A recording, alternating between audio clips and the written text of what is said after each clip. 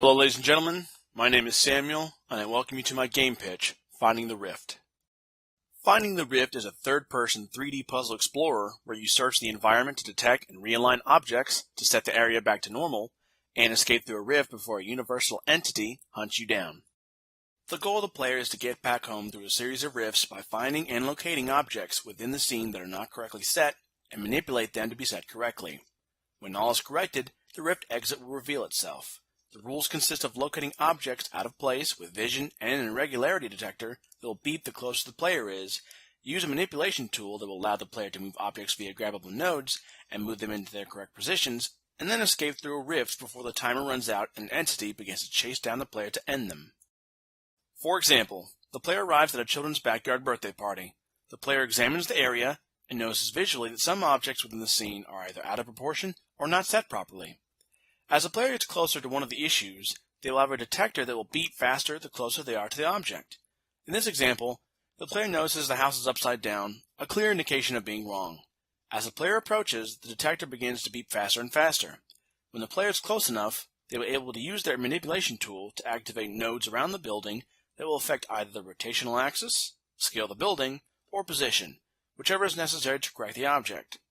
As the building is upside down, the player will grab a node and press and hold the Use button to manipulate one axis at a time, flipping the building right side up.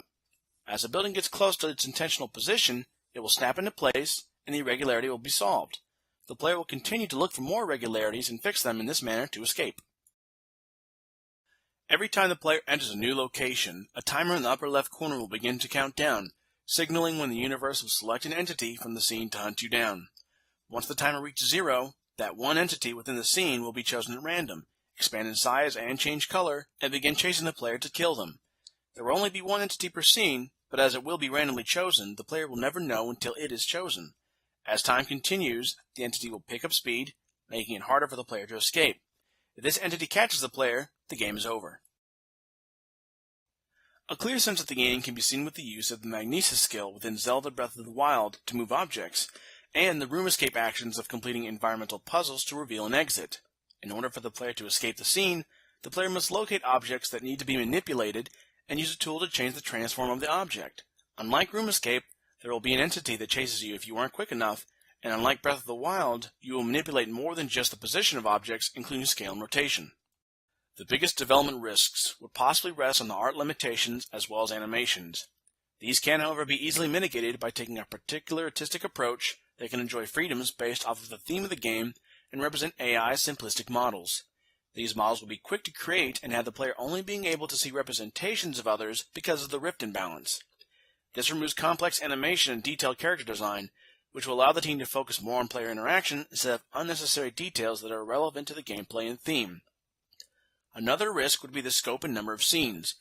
Basing off of the Scraps project, as well as further learning, by setting a course for only 3 unique scenes, each roughly the size of the scrap scenes, the amount of level design work would be reduced greatly, allowing for the team to first perfect the mechanics, then create a list of setups for each scene, and then design each scene to match and meet those setups and paste the mechanics in.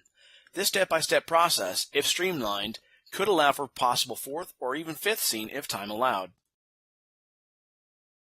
The universe demands balance, so if you want to make it home, you better hurry. And as always, thanks for watching.